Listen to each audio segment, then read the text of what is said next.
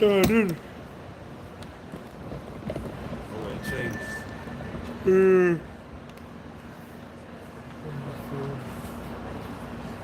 don't know why it's slow. Why?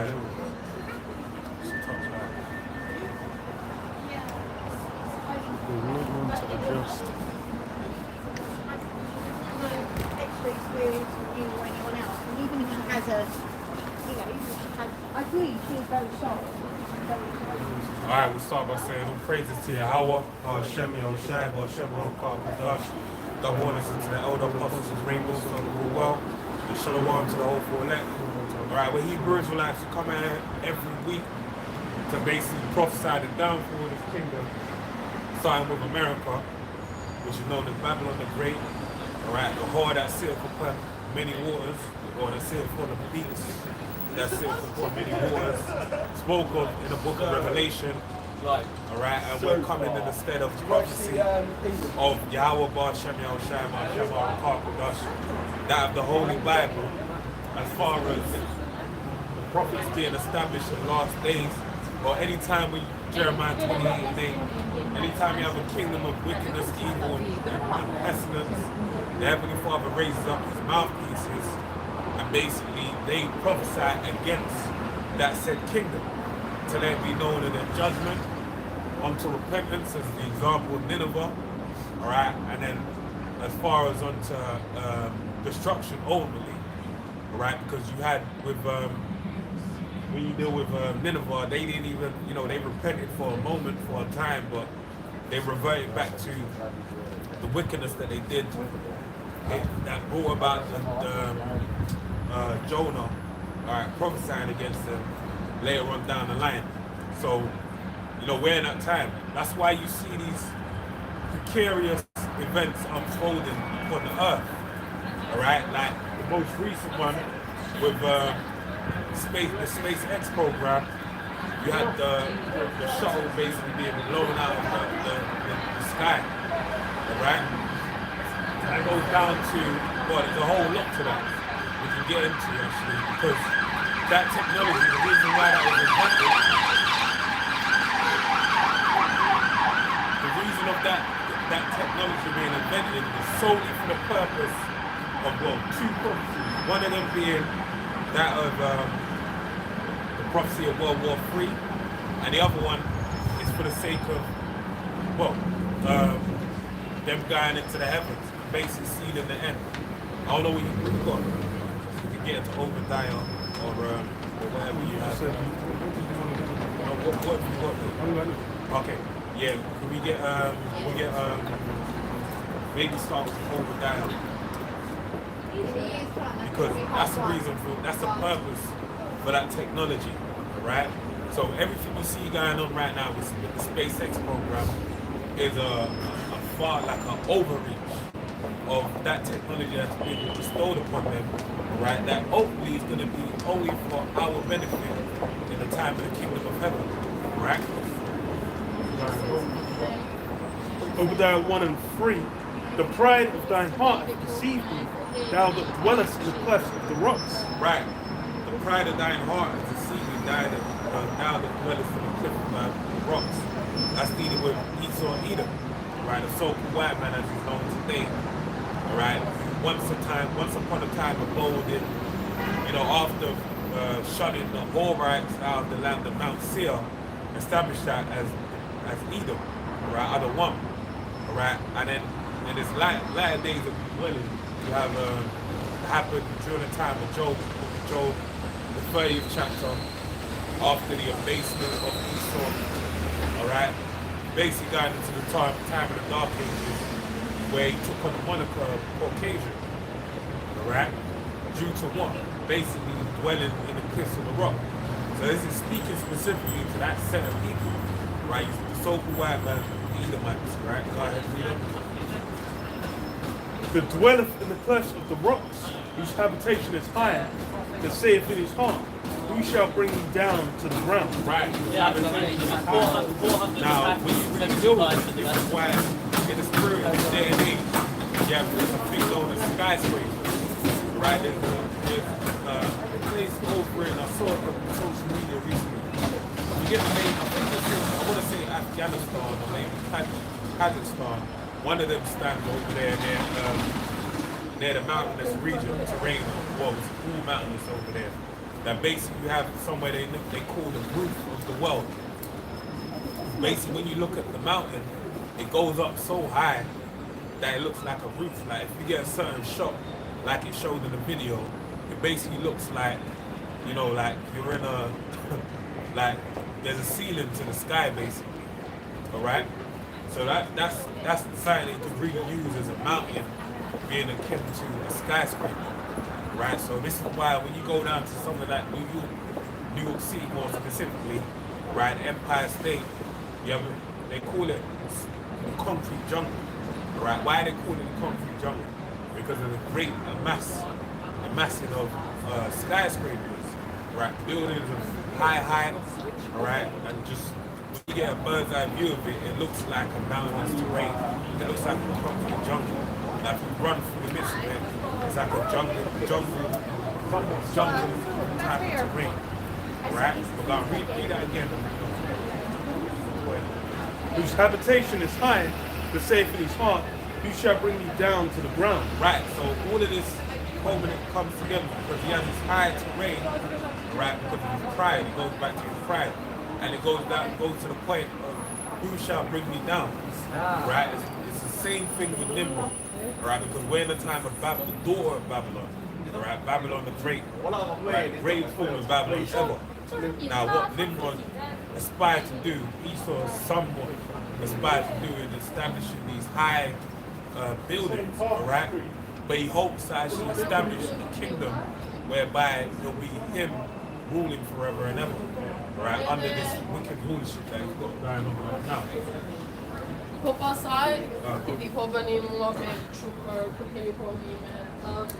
Though thou exalt thyself as the eagle, and though thou set thy nest among the stars, thence will I bring thee down, saith the Lord Jehovah. Now that's the point.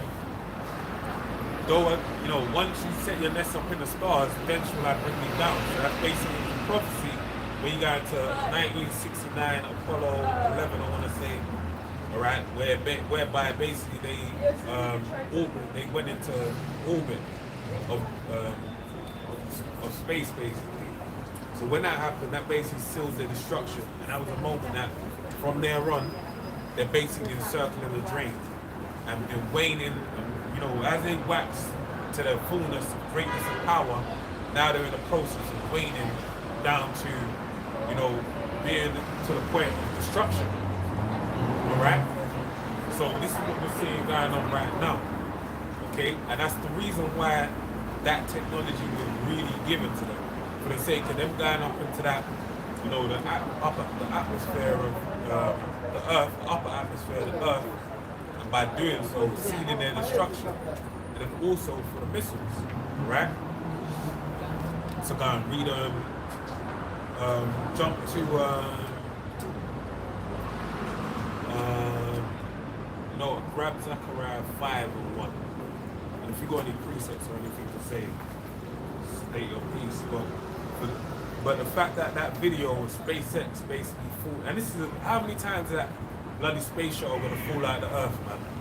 Every time Elon sends up something into the atmosphere, or going to space, or talking about going to the moon, going to Mars, you barely make it out of the atmosphere, all right? And just touch a certain peak and then just come down, crashing back to the Earth, man. And this really just shows you the great lie that's been put on in the minds of the people, and that they actually think that there's an American flag, you know, going through the winds of bloody the moon, right, or space. That never happened, all right? And guess what ain't gonna happen again? As you may believe, right? But it's never gonna happen. It never happened once, and it's never gonna happen at all. Right? That's something that's allotted to the Heavenly Father's children. Go ahead. Zechariah 5 and 1. When I turned and lifted up mine eyes, then I turned and lifted up mine eyes and looked, and behold, a flying robe. And he said unto me, what seest thou? And I answered, I see a flying robe. Right, so this is the prophet Zechariah basically making answering an angel, basically saying that he sees a flying roll in the midst of the sky.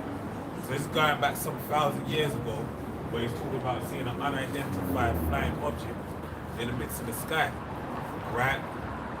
And he's saying that, you know, he's saying it with awe. Go ahead.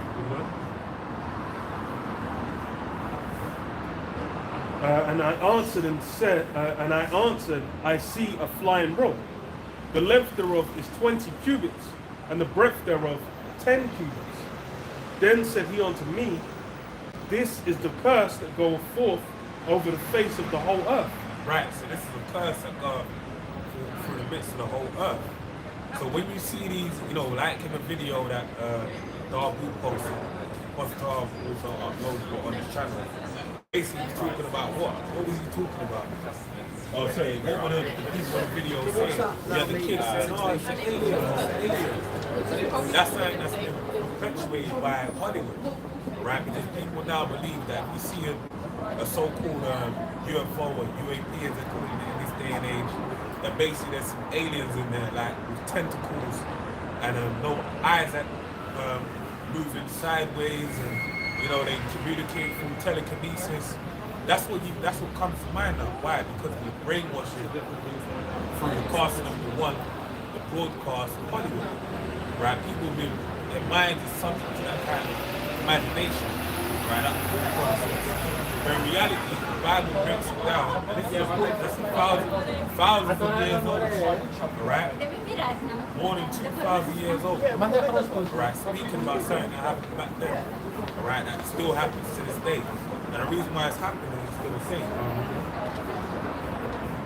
For every, this is the curse that goes forth over the face of the whole earth. Right, this is a curse that goes forth over the midst of the whole earth.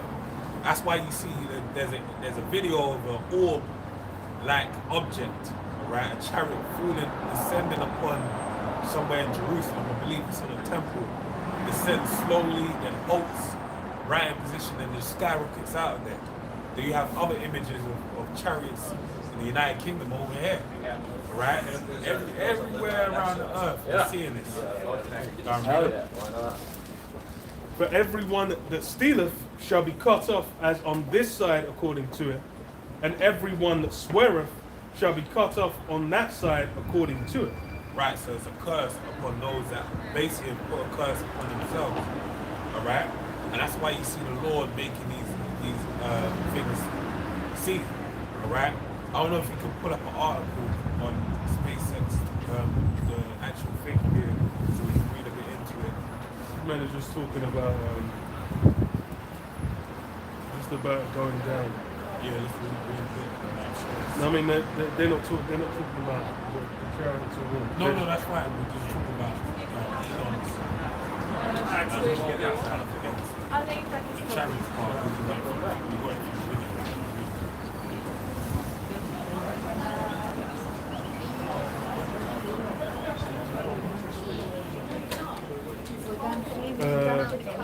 So on Sky News, it says SpaceX Starship rocket explodes during test flight as space launch debris grounds flights in Florida. SpaceX said the Starship rocket experienced a rapid unscheduled assembly during ascent. Flights were grounded at some Florida airports. Oh, hold on. Say read that again. A rapid unscheduled disassembly. Oh, okay. So they're basically saying it just exploded in a very fell apart. Yeah, in a very technical way. But go on, read on. Yeah. It says, well, SpaceX Starship rocket exploded during a test flight months after a previous failed flight attempt, with multiple flights having to be grounded in Florida due to debris. Right, so this is they're saying this is the second time it's happened after. Like Donald J. Trump, he's up in the office and they're basically talking about, you know, basically they're engaged in a space race with China presently. Right, and China looks like they got America hot on their heels as far as shooting a rocket up into the moon, right, quote unquote, which we all know, you know, these are things that pertain to the Heavenly Father, really the Kingdom of Heaven, all right, but they're locked in, the two of them, And what they even said, I remember they was discussing it. I think they may have been discussing it with Joe Rogan, or he may have been discussing it in particular with one of these people in his office, where they're talking about if they can't make it to the moon before China, they're gonna basically aim for Mars, right? So you see, this man's proud, right? It feels like, yeah, we can touch the atmosphere, the upper atmosphere of the Earth, space. You know, we can put up satellites there and space stations and things of that nature. There's a belief that they can explore, you know, the outer, the workings of the space, and you know, get on Star Trek and Star Wars. Man, that's a pipe dream, right? It's Hollywood. That ain't gonna happen, all right? You only have the Earth. Even recently on the news, I seen them talking about the discovery of a new part within your body that works with the immune system. Right? Whether that's true or not, I ain't done enough research to really say it is or not it is. But the point being is, if it goes back to the second Ezra, the 4th chapter, right, where it speaks about, you know, where the angel Uriel asked Ezra and said, like, name me, if you can give me, you can break down these 3 things, then I'll answer your question. And he basically told him to measure a flame, bring back yesterday, and show me a voice or something of that nature. I can't remember. But basically he said, how can a man, you can do that upon earth? Right? Then he basically said, how many springs are there in the upper heaven? How many springs are there down in the bottom? And he basically, the angel Uriel was showing him how much you don't know. Right? He said, look, these are things you've come up, these are things you can't separate yourself from. And you don't know nothing about them. Right? Like the Amazon, for example. You know, Esau likes to brag and boast as if he's discovered everything on Earth. But the Amazon is somewhere you can't venture into the depths of. Right? That's a no-go. You know, like a computer game where you're trying to run into like a part of it, and they basically set up a border where, you know, where they do it in a certain type of way, or you can't unlock that certain place of a game, an invisible wall. That's basically what the Heavenly Father set up with Esau, right? There's places this man can't venture into because it's not for him to do so, right? So now, what you got? Read over that actually. So, or read again what you said, then I forgot the point.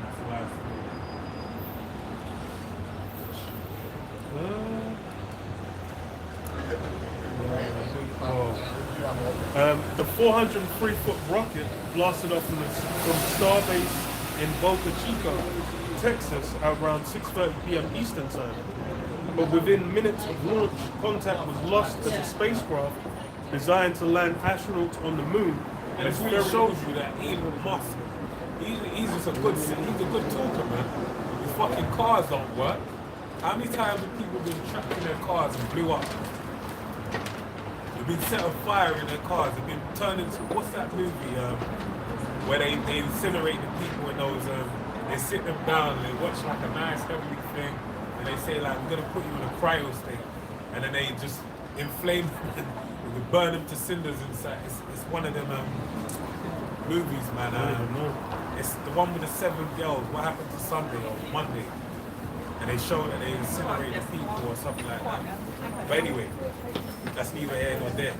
But the Tesla basic technology, it shows you it's faulty. It don't really work the way they're trying to make it out to work. But right now with these rockets, they're going up into, so-called going up into space. The moment they get somewhat 100 miles or 1,000 miles up into the atmosphere, it's like they blow up, man. The angel just says, no, wait. You know, it's blown up before it's even launched, man. Yeah, shit's just, it's the same puffed up and pride, all lip service. That's basically how Elon gets down. He's crazy, like some kind of, you know, mystical wizard. He's trying to be like Tony Stark, man. Yeah, you see. Iron Man or something. You ain't Iron Man, my guy. It's a comic book. You know such thing. That's why they made that shot. That's why I try to make a movie. That ain't real, bro. You ain't got that capability, man. But then it's with it's I'm trying to say. Shalom, man. Yabba Shul Sham, Yeah, with what's this guy's name, man? With Elon, that's you know, the cult of personality is really goes to the soul. That's what everyone's invested in. When you get down to what the guy's actually achieved, he started off with money help for his parents. His parents set him up with the money to get involved. I think it was one of the founders of PayPal. Yeah. Then after that, he just bought up companies and then, you know, put his whole personality over it. Tesla, the big thing. Plastic surgery, one new hairline, got his teeth screwed out, trying to make it look like more the part. It's lucky, bro. How you get to the point? Yeah. But then what? It's like the same. It's with Tesla. He bought Tesla and then essentially presented it like it's his innovation. The first car that they developed, I can't remember what model it's called, but the first model they had, the prior owner was the one who developed it, and then it's the ones that came after Elon developed. Then the main one that's like his brainchild is the Cybertruck. Where what happened during the Cybertruck, when they were showcasing it, it was like, oh, the windows were unbreakable. Then he dashed the steering and it instantly shattered the glass. So it was just like, oh, he looked dumbfounded. That's, you know, that's who everyone's buying into. But then it's a cult of personality. Everyone's bought into the mystique because it's the whole, he's shooting rockets, he's developing electric cars, he's doing the boring company where they're gonna have super underground tunnels that let you drive around America with super speed. You know, it's selling that mystique of the future. And really what the key thing when you go to prophecy is going to be what? The MOTB, the implantable microcereal.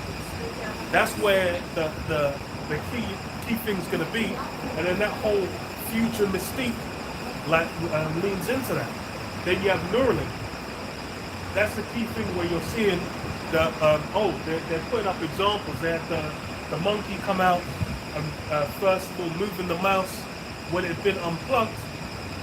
Then they had real people getting it, and then saying like, oh, they're interacting with like iPads or laptops or whatever, using their minds, and that alone has got everyone super invested. Your people waiting like, I can't wait to get that. I'm gonna be able to control my emotions. I'm gonna be able to do this. I'm gonna be able to, have information just download into your brain. Everything will be like, what the hell is it called? Like the Matrix, where they'll have Neo in the chair, and they say, okay, we got to teach him martial arts. Then they plug in at this, and it downloads Taekwondo into his brain. This is the book of Habakkuk 2 and 4. Behold, his soul which is lifted up is not upright in him, but the just shall live by his faith. His soul's not upright. That's the thing. The man that's developing all these things, he's not doing it out of some kind of righteous, good approach. The whole, all these different companies he's developing, the whole electric car thing was meant to be, helping out the environment, going through it. Everyone's going to have to switch on to electric cars because petrol and diesel aren't going to be able to last. You're going to run out. But then lo and behold, what happens? It's the batteries that are being made for these vehicles. They're the things that need to go into them. It requires children in the Congo mining for them. 8-year-olds going there, destroying themselves, mining these precious metals that you need. So when the more you scale up, the more it becomes impossible to kind of build. So it's a non-starter, but then everyone's still like, ooh, because money's already invested. There's a bunch of people that feel like, oh, I need a return for this. So it's still getting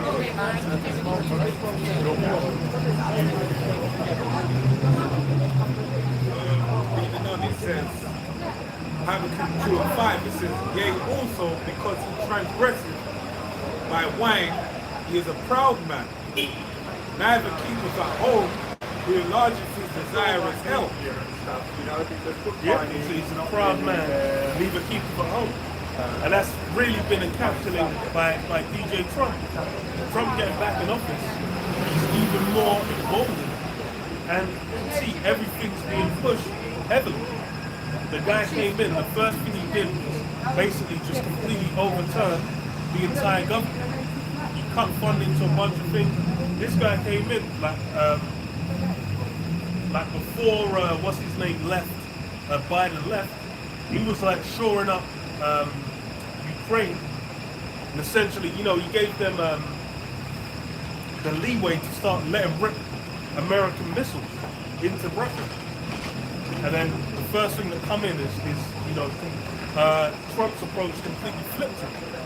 And then with all these changes, you've seen those schisms building between Europe and America, mainly around Russia and Ukraine. That's the core issue where that discrepancy is.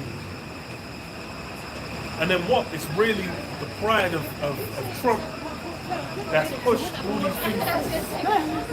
Because with, what do you call it? Because looking at how the situation is, there's going to be a complete breakdown of the relationship between Europe and America. But that goes into prophecy. He said, proud man shows aggressive by wine as well. Yeah, he said transgressive by wine. So that's indoctrination of the people, making them drunk, making them drink, you know, drink this cup. And that's why these nations are mad, basically. Right? Anyway, reading on it says, who enlarges his desire of hell and is as death, and cannot be satisfied but gathereth unto him all the nations, and heapeth unto him all people. Shall not all these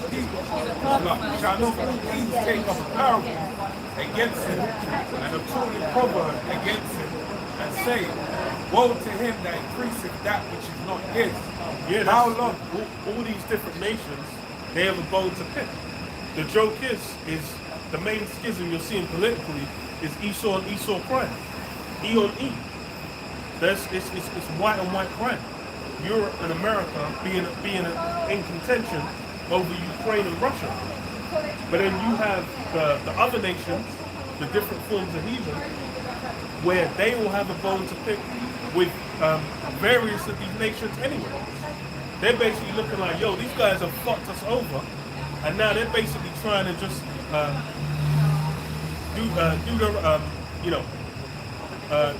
draw everyone into a greater conflict, which is going to fuck them over. All these different, it's even like with the tariffs and the economic war that's being engaged with from as soon as Trump came in. These things are now being built up, and it's going to impact everyone. Every nation basically is going to be touched by these things, and they're going to get more and more upset. When you go to what you call it, to America, their esteem globally has been on the decline from even before Trump's first what was it called? His first term. But then when Trump's first term came in, then you really had globally people not looking favorably upon America. And now that's increased in intensity again. Now he's coming for the second term. All these different, you got Europeans talking about, yo, these Americans, what's going on? Why'd they vote this guy in again? And then those Americans are thinking like, yo, they think they're getting what they want. But the one who's really getting what he wants is the Most High. Because why? It's prophecy being pushed forward. The idea, the draw, the appeal to a lot of people is what? America regaining its glory. They want, the American economy to revitalize, the global economy that's basically built off the back of the American economy to be reinvigorated. They want all these things to come back. What I don't realize is that those things decaying and dying, that's part of the plan. That's what the Most High wants to go down. America had its time to shine. And as the brother said, you go to like 1969, there's been a steep decline in the American empire since. To where it's they themselves acknowledge it's been a legendary decline. Just to land back on what you're saying, but really the main selling point, like you said, who wins at the end of it all? The Most High, Yahweh Bar Shem Yahweh Shai Bar Shem He's the ultimate winner in it all. But now, winner, winner, chicken dinner. But at the same time, what they're selling to you is that you can win now. That's why you have a man like Trump being presented before the American people, all right? Because he's being presented as a way out for them to establish some form of greatness again. Get back on top where they once was, where they've always been as far as they know within their minds. Now the best way to present that is by placing tariffs, taxing this country, taxing that country. But then offering, this is why when he came in and was inaugurated, right, who was around him, right? Technological, technocrats basically. Great, people with immense levels of power within the field of technology, right? Who did you have there? You had Elon Musk, right? You had what's this guy? Jeff Bezos, Mark Zuckerberg. And them three right there is like a triumvirate of the technological. They're like a triumvirate of the technological wave of of this generation, right? You have those three right there. Basically, it means that you've got some form of pull, and we're moving towards doing some great things in the future. All right. Now, even with Trump talking about setting up a treasury or like putting some wealth inside of cryptocurrency and moving towards a digital, the CBDC, these things show you what direction they're veering off into. All right. So the reason why this is being done is for the fourth industrial revolution. That's whereby they're going to sell most of minds of the people to buy into. All right, then. And then after that's done, basically you have the internet of what was formerly known as the internet of things moving into the internet of persons. All right? And that brings in now where you have the micro seeing. Indeed, right? Elon Musk is already talking about it. He's already talking about brain implants. Yeah, neurally. Yeah. Which is basically the Internet of Things for Internet of People. Yep. Controlled by an AI. That's it. Whoever is controlling the AI, thus controls the people. That's it. But they don't and some say that there might be a more spiritual element to the AI and nefarious intent. This is it. Well, you broke it down correctly. Whoever controls the AI really controls, the people controlled by it. The AI controlling the people. Whoever controls the AI controls the people, basically. Yes. But the thing is, I'm looking for Joseph on the list, but I can't find him. I'm sure Joseph is on here somewhere. But anyway, you have a good day. Okay. I'm going to go. Take care, man. You went on streaming to move us. Oh, sorry. Yeah, that's all good. Might as well, since you mentioned that, just touch that right?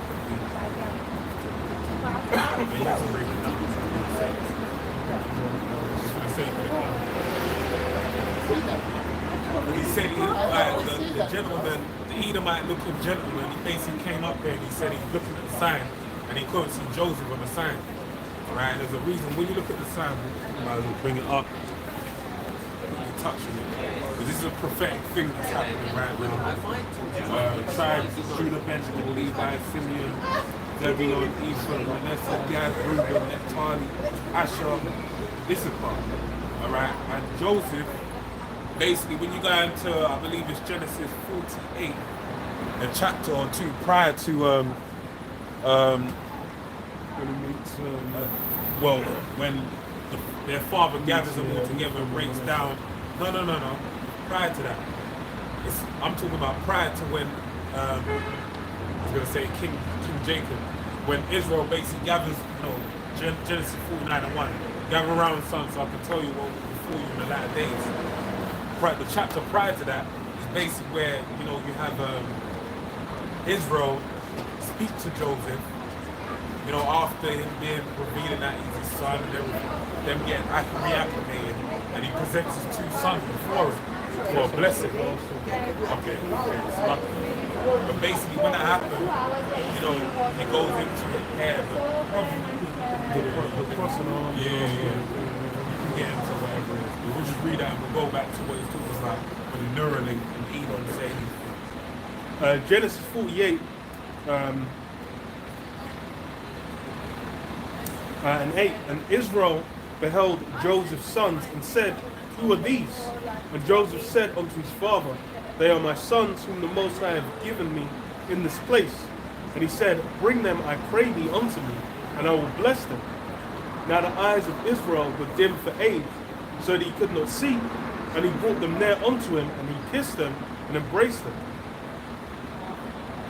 And Israel said unto Joseph, I had not thought to see thy face, and lo, the Most High hath showed me also thy seed. And Joseph brought them out from between his knees, and he bowed himself with his face to the earth. And Joseph took them both, Ephraim in his right hand, and Israel's left hand, and Manasseh in his left hand towards Israel's right hand, and brought them near unto him.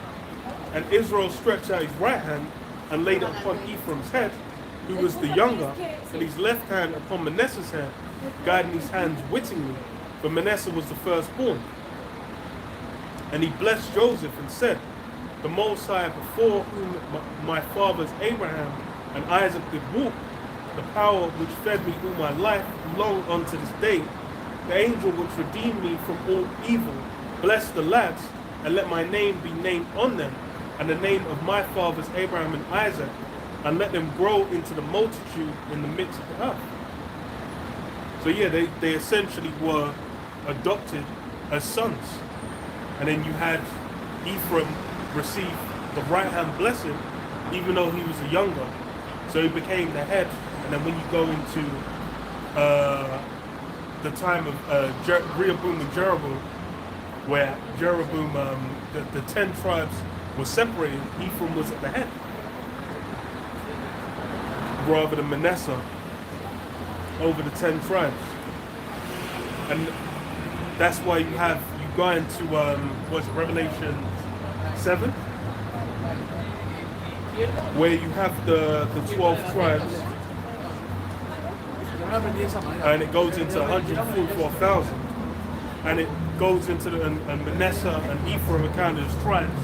They have their own gate, but then Joseph isn't, because they're essentially adopted, the two sons of Joseph, as two separate tribes. They had the dissolution of Dan as well. But read up Numbers 1 and 32 as well. 32 and Numbers 1 and 8 and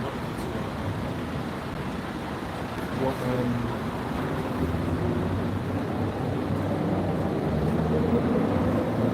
2. Breaks it, 1 and 17, 1 and 19 breaks it down. Numbers 1 and 19. You know what I'm talking about? 1 and 32, 1 and it's like, where it says Joseph, namely Ephraim, namely Joseph. Numbers 1, 17, 19, 18, and 32. Okay.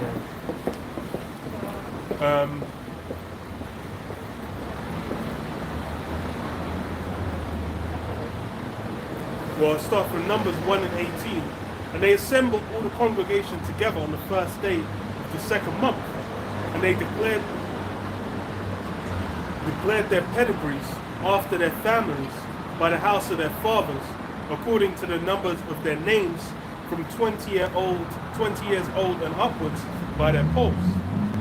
And then skip down to 32. It says, of the children of Joseph, namely of the children of Ephraim, by their generations. So yeah, it's interchangeable.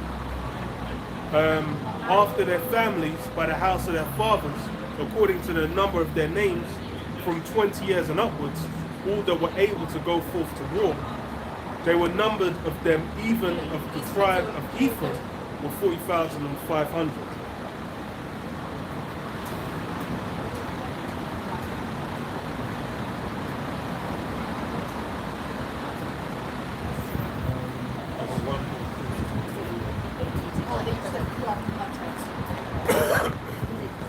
been before? I got it still.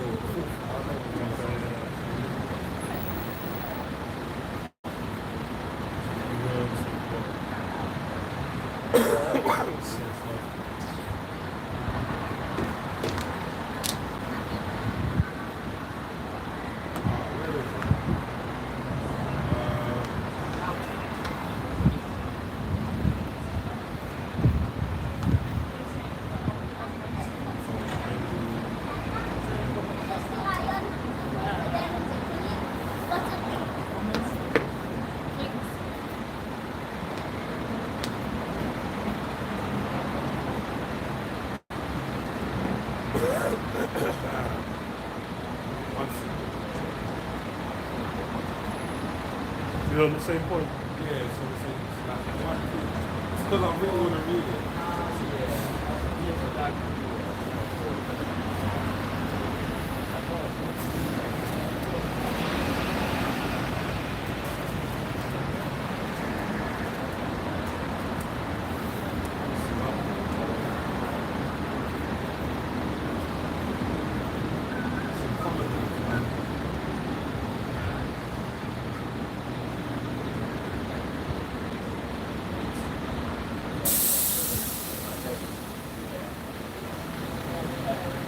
Basically, it's where Ephraim was meant to have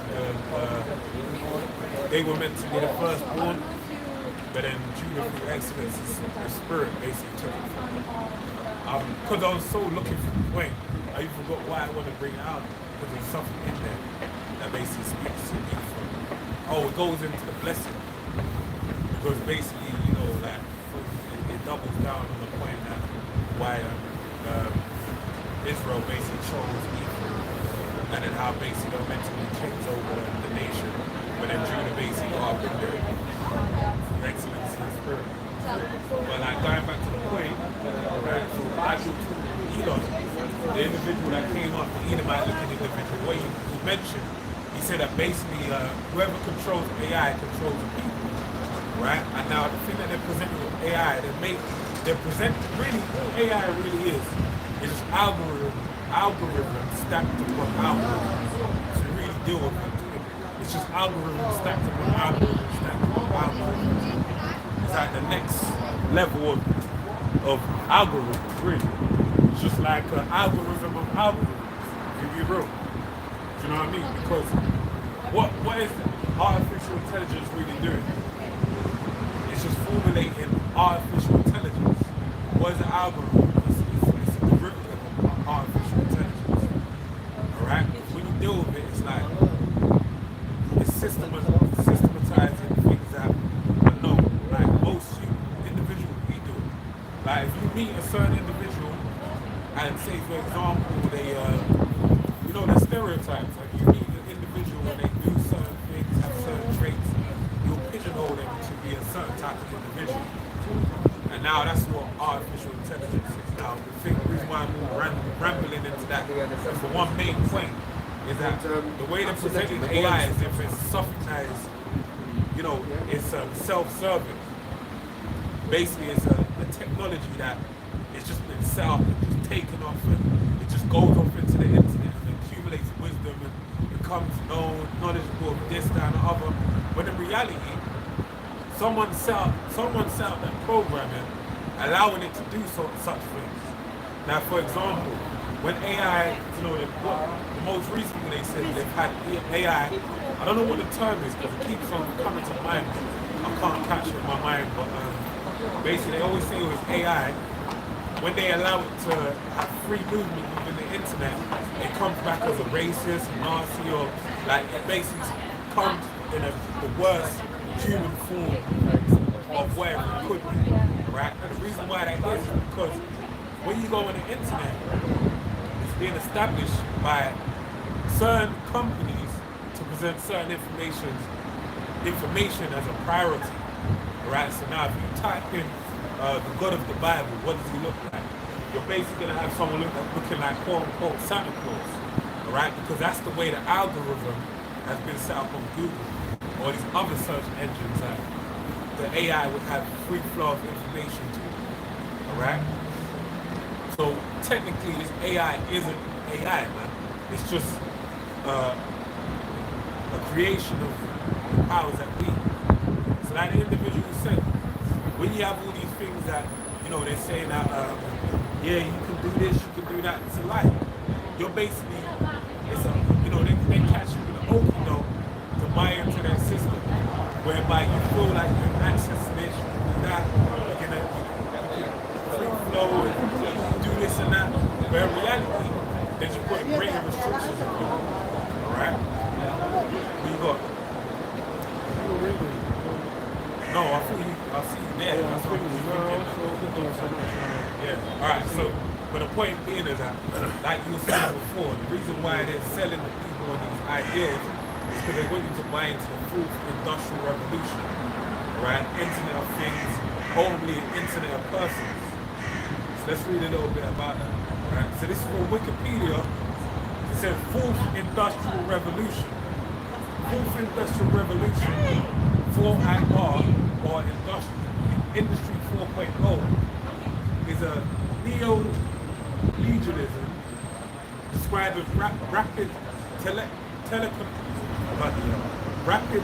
technological advancement in the 21st century. It follows the third industrial revolution, the information age. The term was popularized. The term was popularized in 2016 by Klaus Schwab. Now, if you know anything about Klaus Schwab, he's the head of what do they call that company? That thing again? WF, World Economic Forum. All right, and he's the same guy that's talking many different things. You know, all the different things you see going on, whether it be with gender expansion, you know, the latest doctrine of the world. He basically is one of the main figures that's funding those ideals being perpetuated for the people. All right, that's right. It says it right there. The term was popularized in 2016 by Klaus Schwab, the World Economic Forum founder and executive chairman, who asserts that these developments represent a significant shift in industrial capitalism. Right, so it shows images, robots in a grocery warehouse, augmented reality information about payment, illustrated understanding of Internet of Things in a battlefield setting, Amazon Go, and cashless society. So these four things that are being presented are probably the key things as far as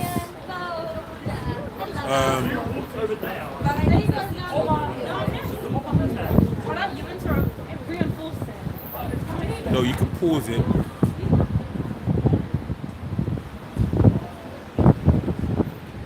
But these are the main things that are being perpetuated in this generation. But you can check out the paper. So it says, make sure you got some. Part of this phase of industrial change is enjoying of technologies like artificial intelligence, gene editing, to advanced robotics that blur the lines between physical, digital, and biological worlds. Throughout this, fundamental shifts are taking place in how the global production and supply network operates through ongoing automation of traditional manufacturing and industrial practices. Using modern smart technology, large-scale machine-to-machine communication, M2M, and the Internet of Things, IoT, the integration results in increasing automation, improving communication and self-monitoring, and the use of smart machines that can analyze and diagnose issues without the need for human intervention. It also represents a social, political, and economic shift from the digital age of the late 1990s and early 2000s to an era of embedded connectivity distinguished by the ubiquity of technology in society, i.e. a metaverse. That changes the ways humans experience and know the world around them. It posits posits that we have created and are entering augmented social reality compared to just the natural senses and industrial ability of humans alone. The fourth industrial revolution is sometimes expected to mark the beginning of an imagination age, where creativity and imagination become primary drivers of economic value. That's BS.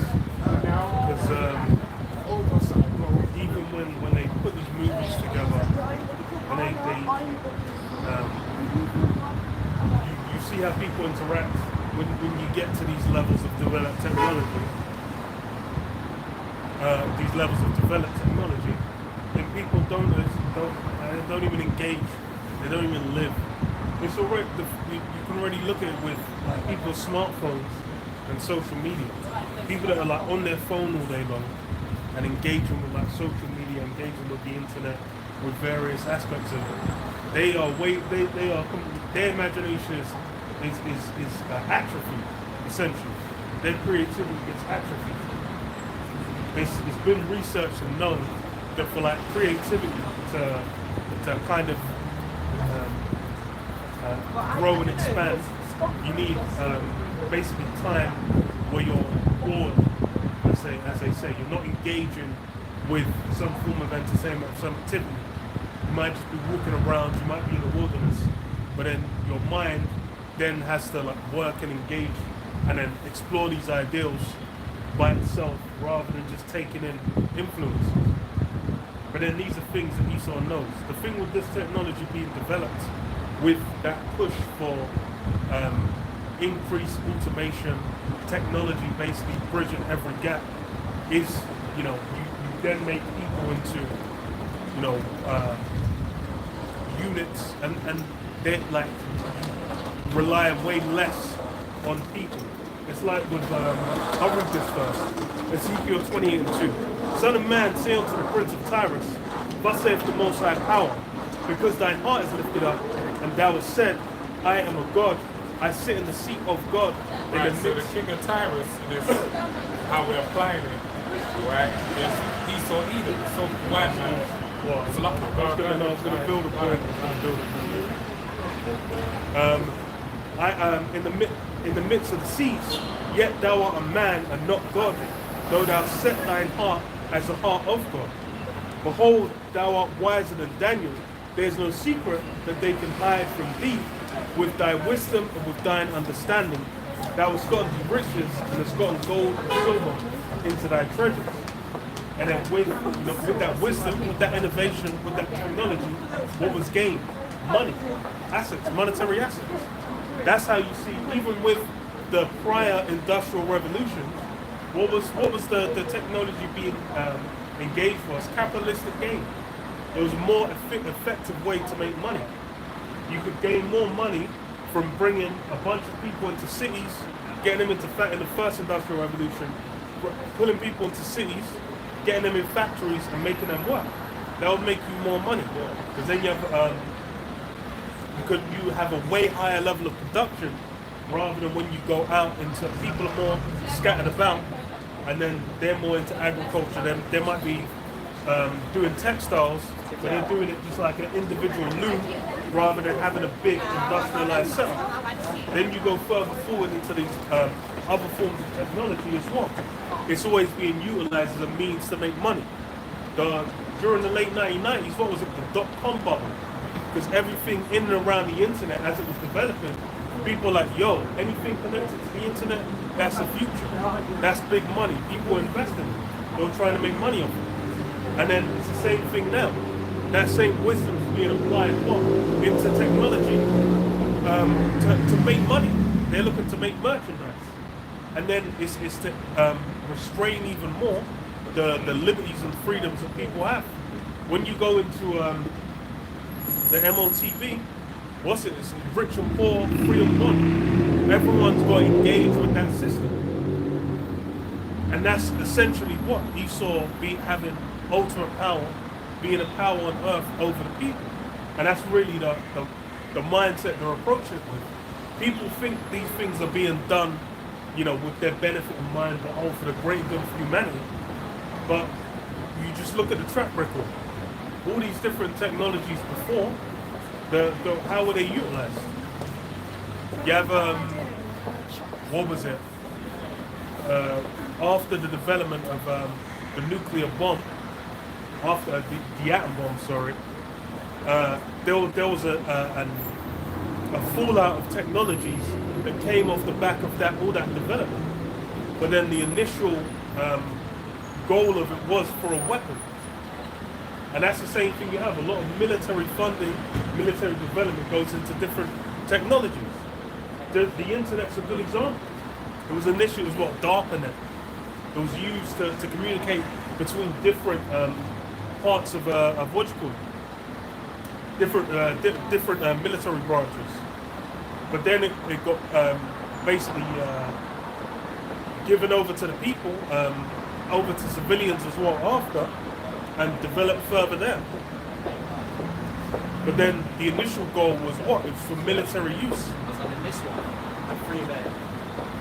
It says, with thy wisdom, with thine understanding, thou hast gotten thee riches, and hast gotten gold and silver into thy treasures. By thy great wisdom and by thy traffic hast thou increased thy riches, and thine heart is lifted up because of thy riches. So because of all Esau's been able to achieve with that technology, that's basically puffed him up to where he's now, especially as the technology's been developed, now you can implant micro C-hips in people and have it where you don't even need to have like a battery pack or whatever. They can just have it as a tracking tag that people can just put in, and then you can track that. And compromise. Yeah. Controlling someone. That's why you got the Neuralink, Prosec, arms, and this type of stuff. It's being sold as a thing like now, if you were born without a leg or without an arm or you don't have no function in your eyes, we can give you sight. We can allow you to touch. You can engage with the world in a certain fashion or way. But the reality of it is, if someone's giving you the ability to see, if someone's giving you the ability to touch, if someone's giving you the ability to hear, they're giving you they're basically you're granting them some form of control over your person.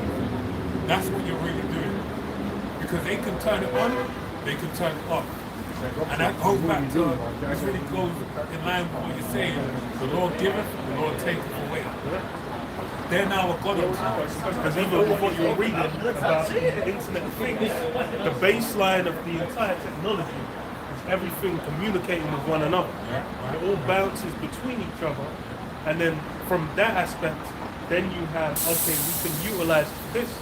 So you're developing like Neuralink, you're having implants in people's brains, and it's like, okay, now you might have not been able to move your arm, but now you have a supplement for it. But then it all communicates with one another. And then, like you said, the reality is that's going to be hooked into a system. And that system is going to have someone who has power over it. That's the thing is, even with Neuralink, it's why is Elon's face plastered all over?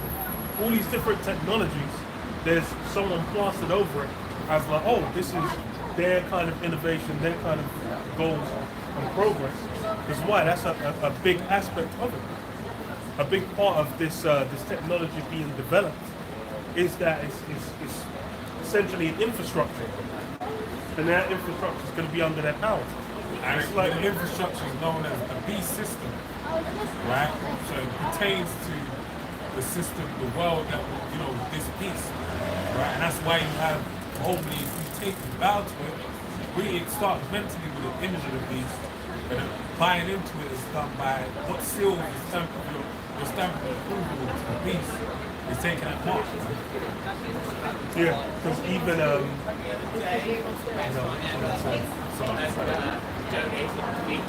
with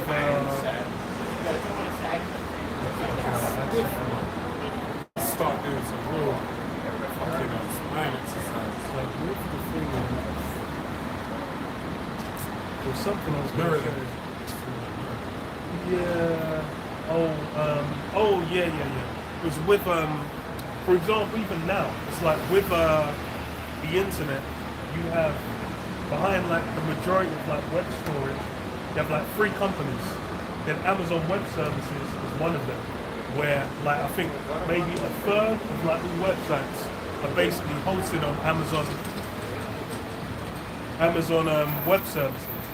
So if you like, it can be a degree of either displeased or, well, they can essentially introduce certain policies. I think legally, what do you call it? They have to comply with certain regulations from the government. But then even beyond that, they can then apply extenuating circumstances around whether you can get your website up or not, and they can just decide to take it down. And that's something that's been consolidated into like free people's power. It's the same with payment services, where you had like in Japan, there was multiple websites where Visa, MasterCard decided to stop allowing them to run payments. And then they were saying it was like a big issue. Those people that like relied on funding from those things to sustain their businesses, and then they'll get fucked over. And that's something that people realize over here as well. That Visa and MasterCard can come together. I think it happened first with PayPal, where PayPal would stop allowing you to take certain payments. So I think it was with people on the far right, they were saying they'll get funding for certain things. Then Visa and MasterCard came together and restricted it. Then you've got very few ways that you can actually get money, get people to give you money.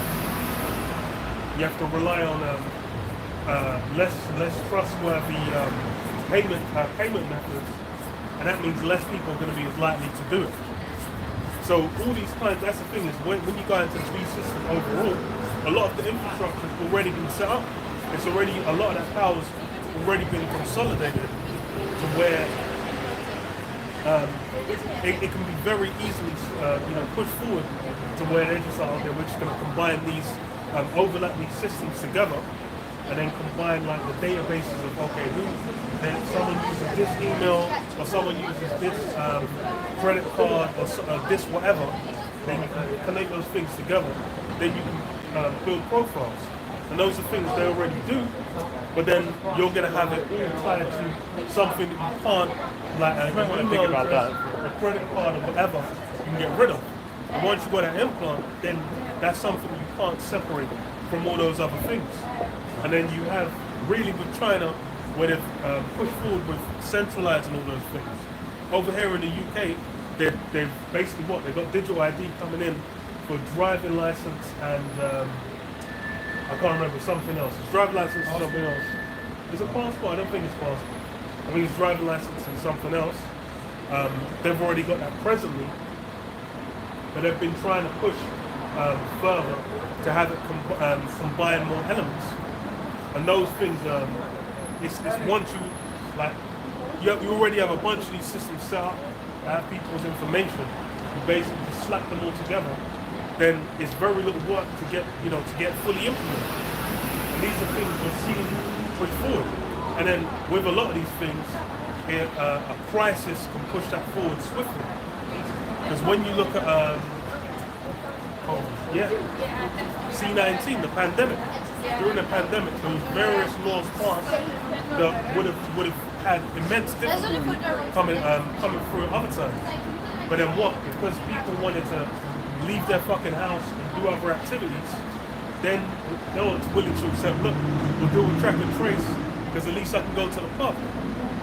We'll deal with certain things, why it allows us to continue what we're doing. But then they've essentially bowed to the image of the beast. And that's really with the jump shot, man. That was really the test, that was the trial. Because it was presented as, you don't get this, you're losing your job. You don't get this, you can't go overseas. And when it was being presented, it was like, for all time. It was like, when winter comes, you're going to have to get the top up. When autumn comes, you're going to have to do X, Y, Z. It was basically presented as, that's how the system's going to run. So it's like, if you don't comply, you're basically you're going to be done. You're not going to be able to get a job, you're going to be able to travel, you're not going to be able to do certain things. And limitations on what you can buy, limitations on where you can shop, all these things.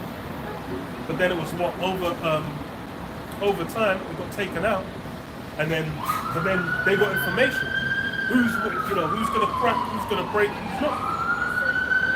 Right, we had the list, I forget the name of the yes, unexplored. Everyone is categories within this.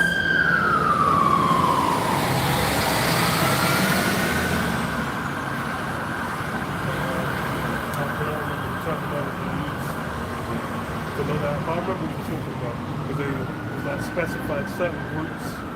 I can't remember it was like high something. But in what it was because of it was used as an information grabber tool. It was a psychological operation to see how people respond. And then by and large, most people folded. Yeah, I was just saying the full thing.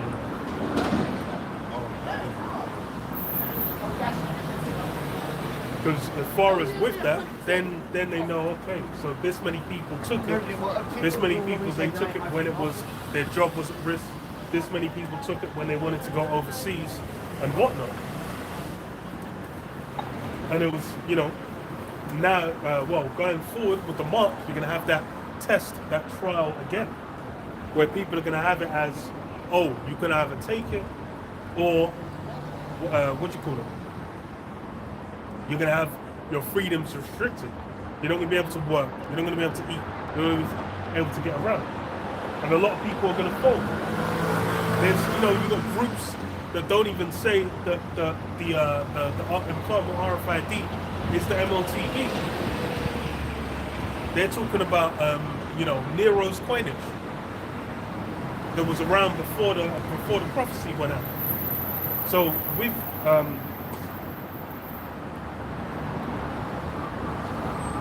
and with that time of Jacob's trouble, it's going to be a real trial, a real test, and everyone's basically going to have their feet held to the fire. What the fuck?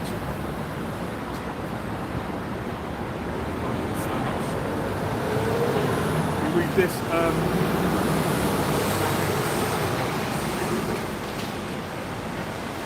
Verse 6 says, "Therefore, thus saith the Lord, the Most High Power, because thou hast set thine heart as a heart of God. Therefore, behold, therefore, I will bring strangers upon thee, the terrible of the nations." And yeah, this whole system being established is trying to emulate being like the Most High, because that's the reality of what they're trying to accomplish with it. They're trying to set themselves up and establish themselves as the Most High. They're utilizing technology to fill the gap of things that are done through the Spirit. They're trying to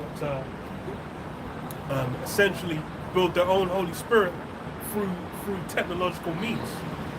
They've been, because for the sake of prophecy, they need to be up to a certain point technologically.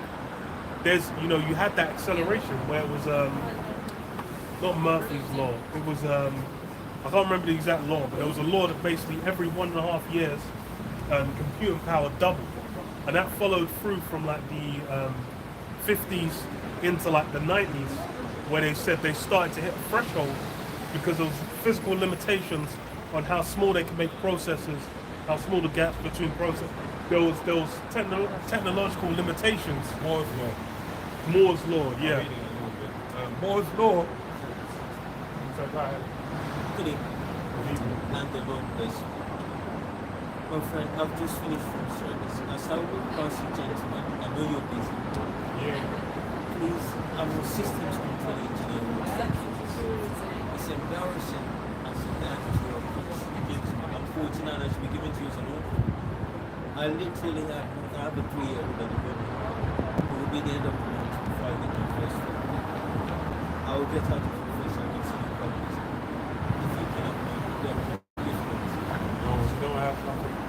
Like I said, I've just finished from watching and I'm not embarrassed literally because you're quite losing. It's not by the station. I know you're busy. Yes. No. Do you want me to wait for you when you finish? This is important. It's more important. It's gonna be like an hour. I don't mind coming back. I really Yeah, come back an hour.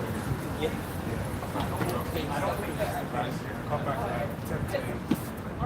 10 to 8. Well, and I saw a lot of people stopping for cars. And then there's like waiting and seem all like happy and lucky.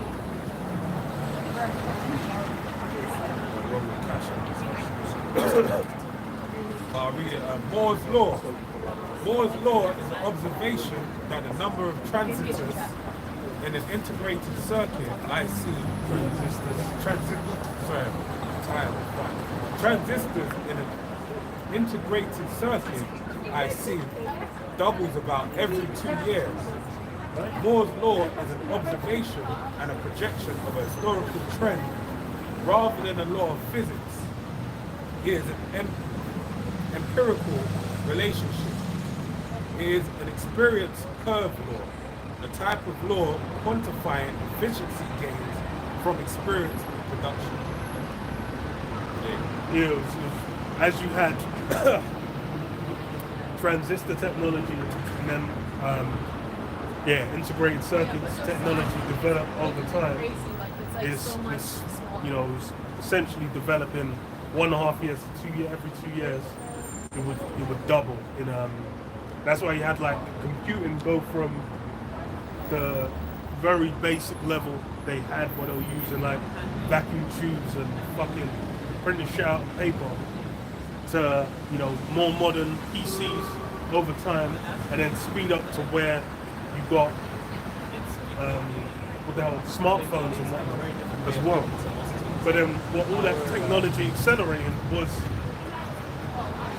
one aspect of it was for what do you call it, for rocket technology, ICBMs and basically setting their nest among the stars, for that to be fulfilled, because that was a big aspect of development and technology, being able to do calculations fast enough to be able to be like, okay, how are we going to get into space?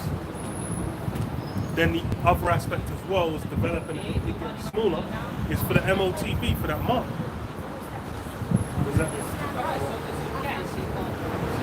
Right, it's the book of Daniel 12:4. But thou, O Daniel, shut up the words and seal the book, even to the time of the end. Many shall run to and fro, and knowledge shall be increased.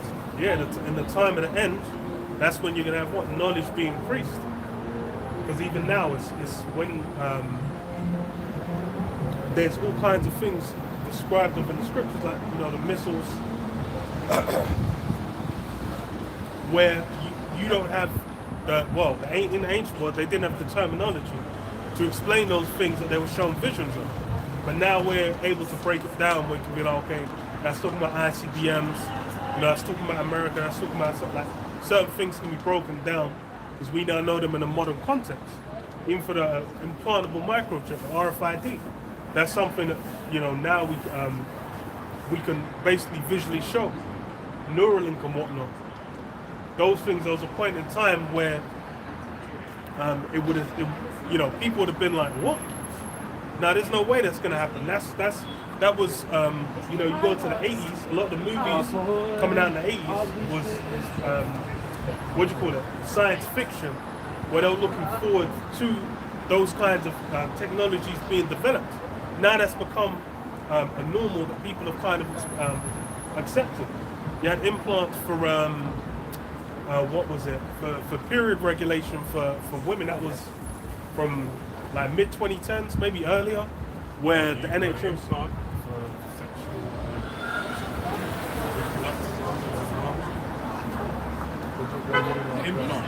So you can't get it. Oh, that was Oh yeah, you said period.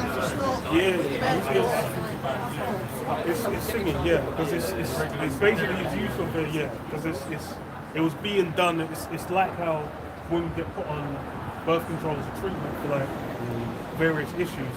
It was essentially offered as a solution for that, where you don't have to take, rather than taking pills, you just get an implant and they'll release it every month, a certain amount of whatever. So now those technologies are enormous. I remember, what was it? Not Quantum of Solace, or maybe it was Quantum of Solace, where maybe it's I think Casino Royale, Quantum of Solace, one of them, where James Bond gets an implant put in him to track him because they say he's a troublemaker. And then that's I remember this was when you had what was his name, man?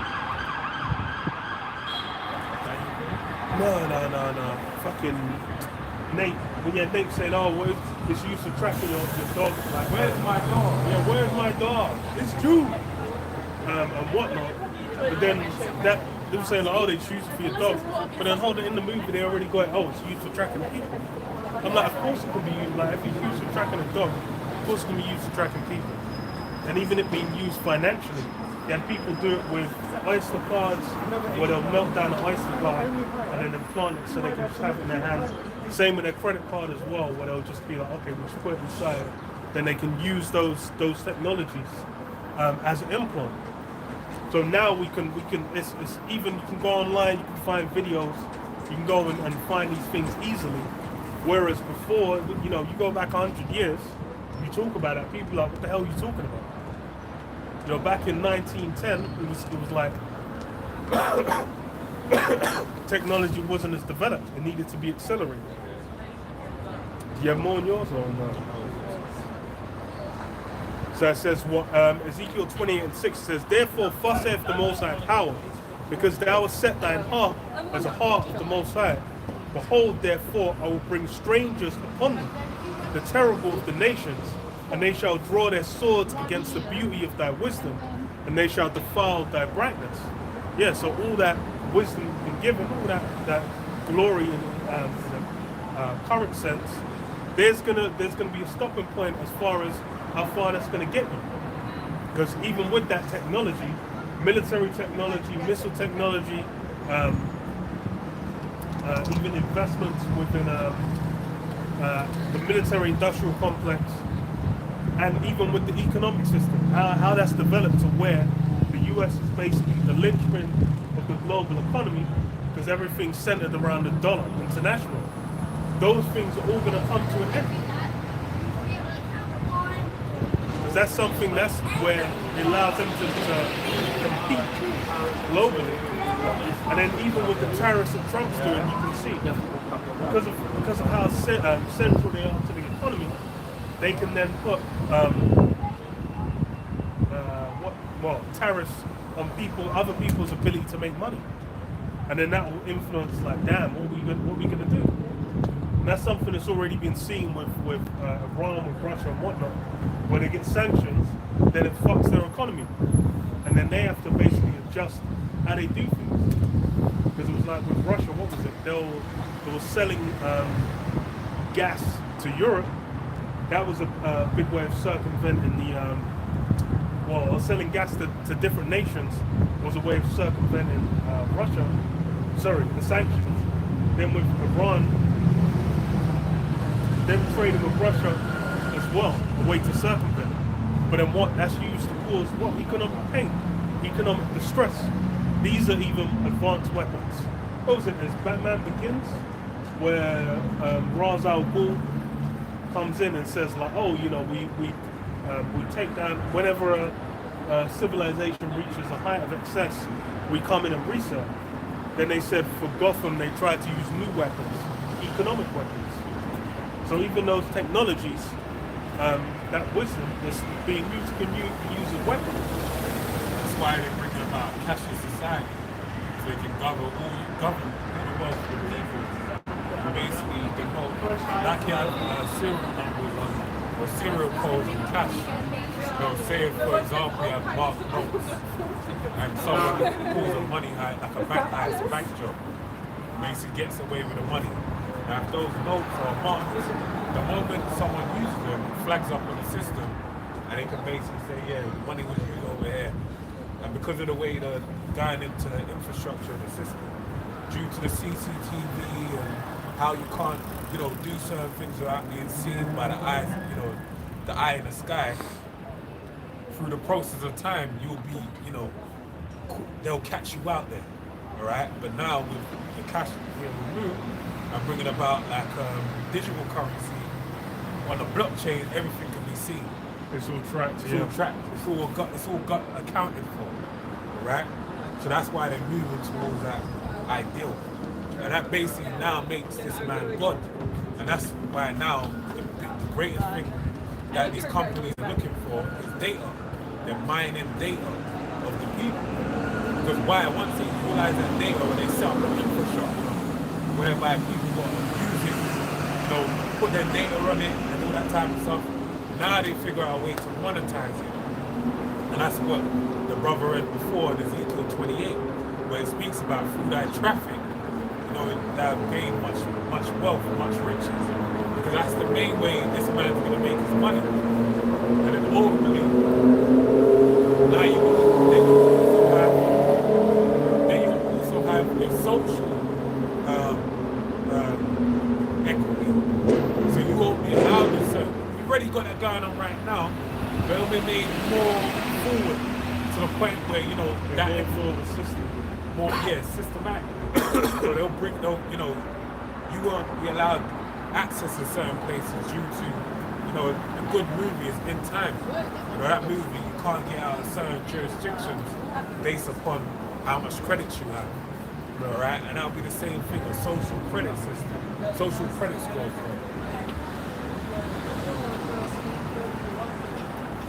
So I read this.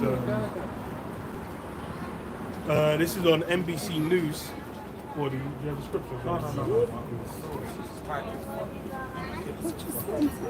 It's an injury I get from time. It flags up time to time. So it's like when I stand for time, it's just like it's hit or miss. There's on NBC News. It says Poland to require all adult men to take military training and considers nuclear weapons as Trump shifts on Russia.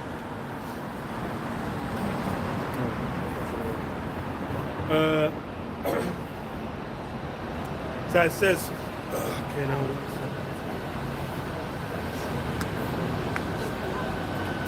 You're 6 minutes away. The Polish Prime Minister announced Friday that his government is preparing to require every adult male to undergo large-scale military training to more than double the size of the army in the event of a war with Russia. Donald Tusk added that Poland would also drastically expand its arsenal, saying the country must pursue the most advanced capabilities, including nuclear and modern unconventional weapons. So yeah, now again, the pot being stirred, and the what's the not incentivizing, not initiating, not implicating. What's the word? To spark the fire. Instigating? Yeah, the instigating element is the policy of Donald Trump getting in office. Him getting in office is basically shifting the entire approach to Ukraine, which now you have Poland going for further militarization, and this is after you had both Germany and France the UK as well, I think as well, talk about further militarization, developing of military capabilities, because why? They're seeing that it's looking like Trump's thinking about pulling out of NATO, then they're going to bunch together further to defend themselves against Russia. This is what Tusk unveiled the plans in a speech to the Polish Parliament on the same day that President Donald Trump, after weeks of weakening US support for Ukraine and traditional European allies, threatened to impose expanded large-scale sanctions and tariffs on Russia until it reaches a peace agreement with Ukraine. And yeah, even with the peace agreement with Ukraine, the way it more likely is going to go out is you're going to have Ukraine lose land, and then a peace brokered. It's basically the same thing that happened in 2014 with Crimea, where Russia will recuperate for a while, and Ukraine will lose ground, and their agenda will push forward. But then what you really have happening now is Europe bolstering together in opposition to the US, which is really what more of a push that's come. He says many of Poland's leaders were shocked when Russia invaded Ukraine 3 years ago, once behind the so-called Iron Curtain under communism and controlled by the Soviet Union, Poland is a long-time enemy of Russia. Tusk told lawmakers also wants to increase the size of the Polish army to around 500,000 from its current level of around 200,000. So I think, what was it? It was Finland. No, it was Sweden. It was Sweden where they also made it mandatory for men and women to get training, military training. And, you know, now you have Poland doing it. Likely you're going to see more other nations doing it. And then you're going to have more and more funding going into military funding. Because what? Now these nations, the dynamic that's being developed is that contention between the US and Europe. And now it's what in contention against Russia, but the end goal is going to be what? All these different nations that once were allies, they're all going to hate the war, burn it with fire. They're going to be slinging missiles, man.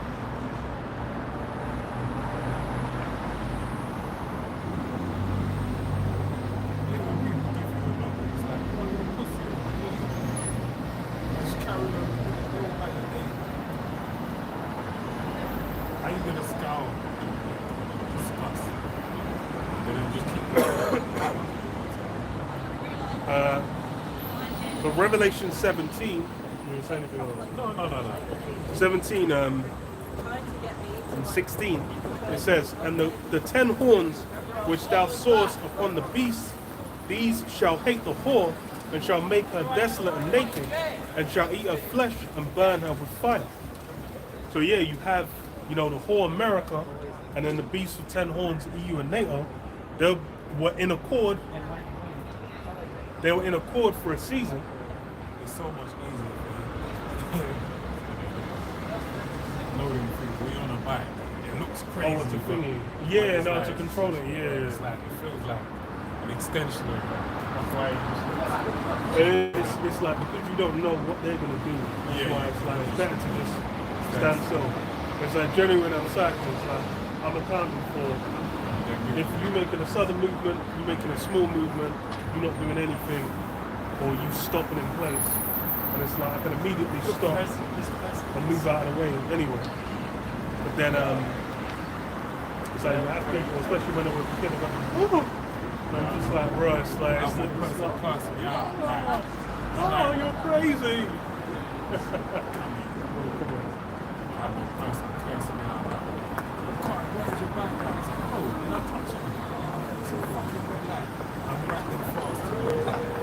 I'm not I have to slow down.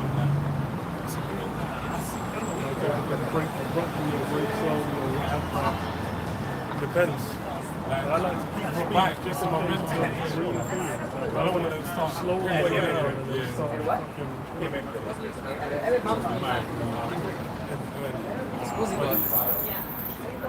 Like, and I'm like Break it down.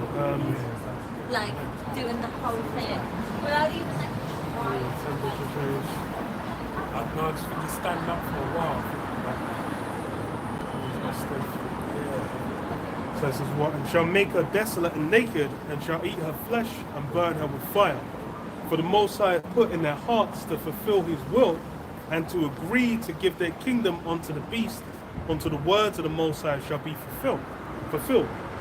So yeah, that peace that basically has been between EU, NATO, and America, it was what was for that season, and really it was post World War II. When you have these different world leaders talking about the state of national defense, the agreement after World War II, especially because the kind of narrative was like, oh, because Europe's all these different militaries in Europe and all their different interests, that's basically been the cause of 2 back-to-back world wars.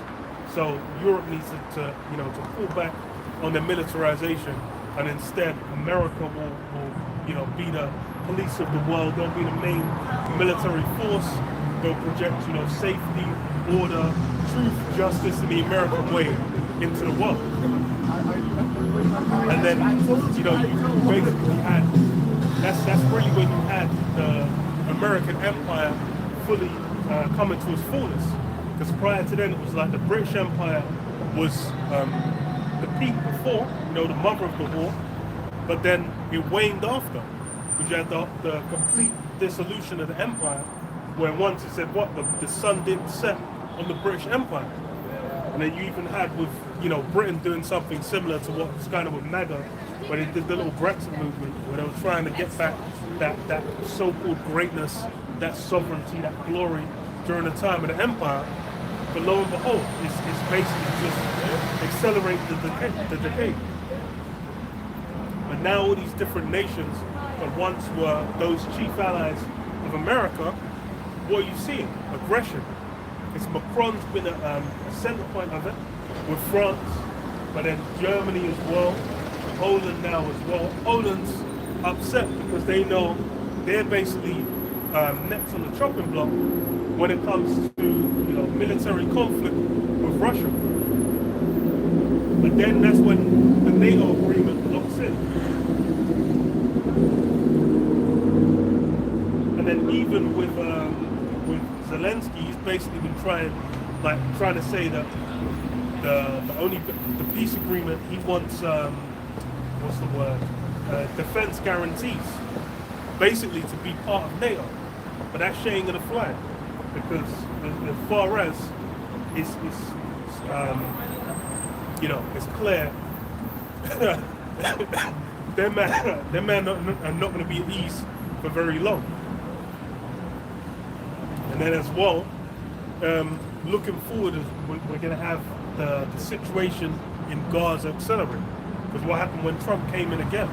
Then he said, we're basically, the US is looking to get involved, troops on the ground. Well, also remember as well, Britain said they'll send troops on the ground into Ukraine.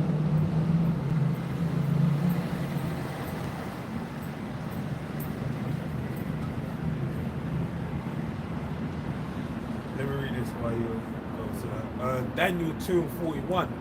And whereas thou sawest the feet and toes, part of potter's clay and part of iron, the kingdom shall be divided. But there shall be in it of the strength of the iron, for as much as thou sawest the iron mixed with the miry clay. And as the toes of the feet were part of iron and part of clay, so the kingdom shall be partly strong and partly broken. Yeah, whereas Partly strong, partly broken. That's from the onset of, even when it's the European economic community, you basically had stronger and weaker nations. And it's ironic as well, because the UK was one of those stronger nations among the EU, but then now that it's kind of stranded itself off in the ocean, far more flaws have come up in how the UK ain't as great as they thought. There was a good financial hub, it still is, but then a big part of it was being connected to Europe. That's why you had a lot of companies ship off from the UK. But then even, what was the other thing you just read? Partly strong, partly broke. Yeah. Even militarily. Like within the EU, I think France and the UK have been at the forefront of military capabilities. That's why you had, like, during the Libya war, you had France basically get involved. A lot of these different conflicts, only some of the European countries will get involved. But now everyone's going towards further militarization, which, hey, it's all prophecy. That just makes you think about, Joel Freeman. Rouse up the men and wake up the money.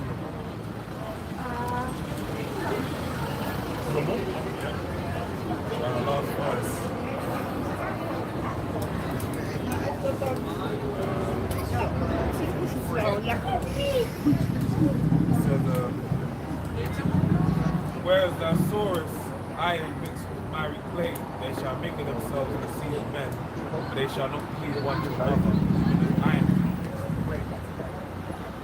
Not cleave from one to another.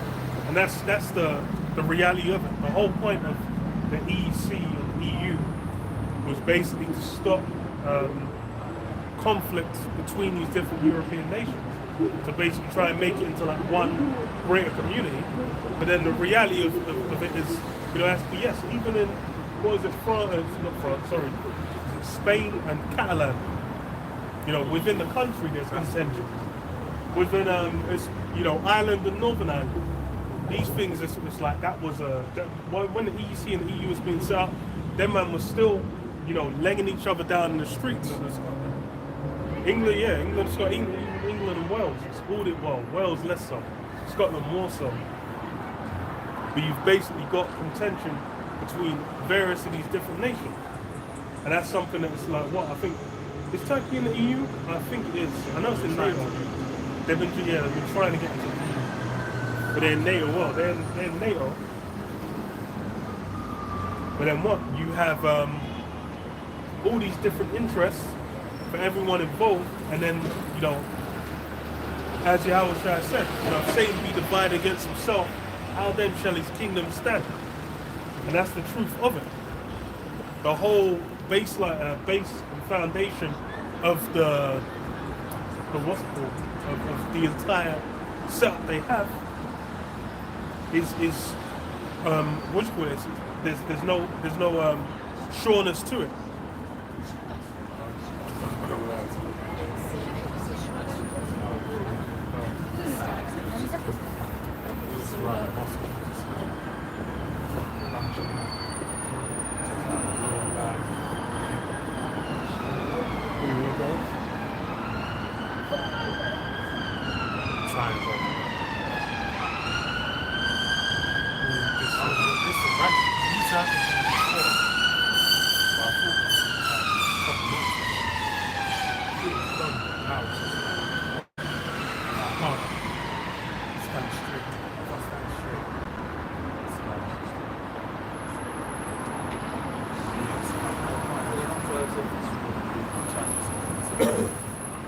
So I read this, it's on the BBC. It says PM ready to put troops on ground in Ukraine to protect peace.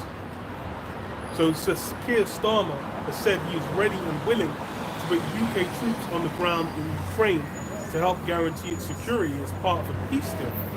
The UK Prime Minister said securing a lasting peace in Ukraine was essential if we are to deter Putin from further aggression in the future. So yeah, you have even closer being pushed that Third World War, because if you have, you know, actual, you know, military personnel from these different countries, from NATO, from the EU, you know, putting the troops on the ground within there. It's the same thing with the US putting troops in the Gaza Strip. That's going to be an escalation. And then these escalations then incite a response. And then one, you know, the response is back and forth. That's how you go to World War I, World War II. Both of these wars, they start with like an inciting incident, then a slow escalation over time. And then even really with the Ukraine war, or even what's going on in Gaza, there have been extended conflicts. And with Ukraine especially, there's been so much global aid, that's the only reason they've maintained themselves so long. They've basically been supplied with, you know, essentially bottomless military supplies and aid, so that they can continue, you know, keeping their people alive and actually maintain a military force against Russia. If they had received the aid, then they would have been done. They would have been toast. But that's essentially maintained. But then we'll see. It's if you do get troops on the ground, then you could get things get spicy.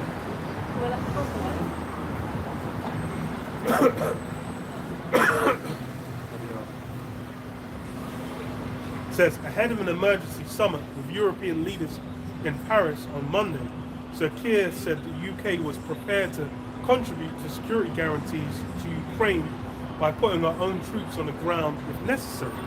I do not say that lightly, he wrote in the Daily Telegraph.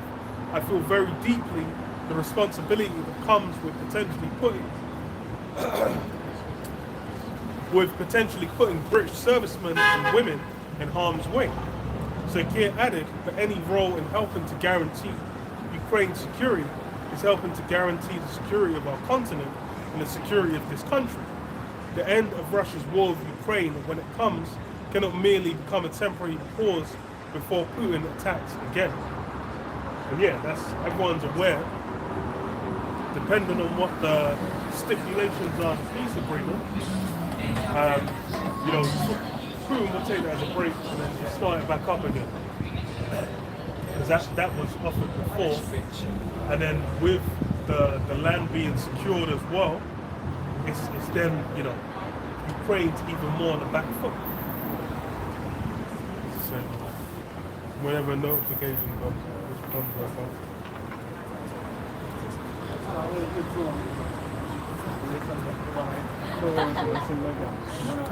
So it says this means UK troops could be deploying alongside soldiers from other European nations alongside the border between Ukraine-held and Russian-held territory. So it'd be the EU fully stepping into the conflict. Then again, it's all prophecy. And everything's sped up, it's accelerated since Trump got back in office.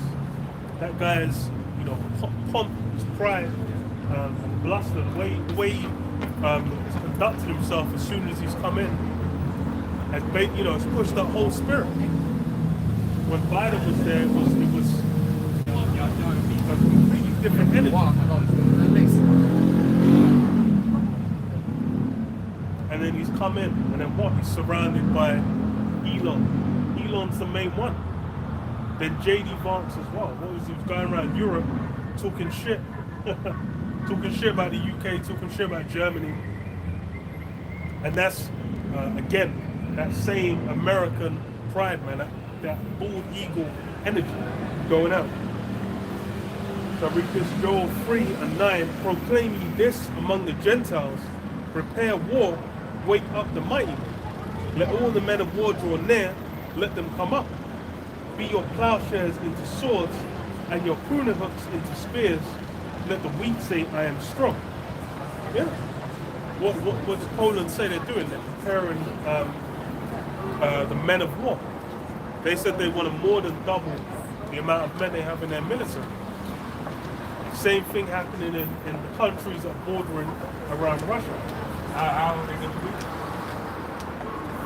That's the question. Now that brings about the question of consignment, right? Conscription. It's already conscription. Yeah. Oh, that's conscription.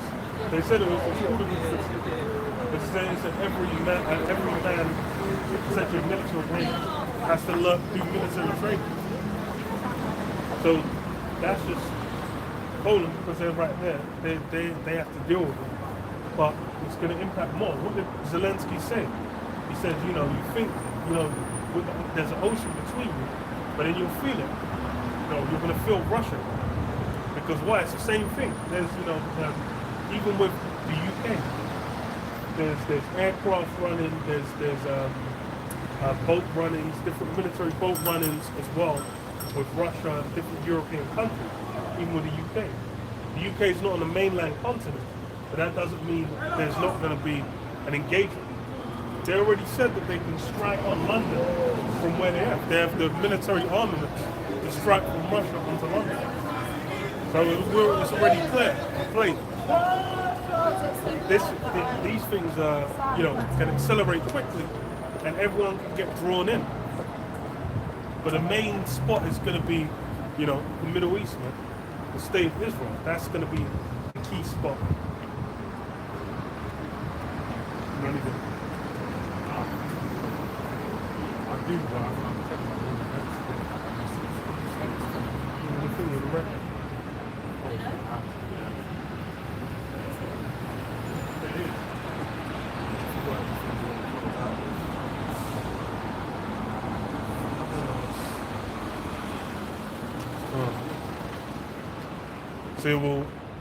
close it there. You know, Lord willing, catch you next week. Say all praises to Yahweh, Ba'Shem, Yahushua, Ba'Shem, Al-Qadash.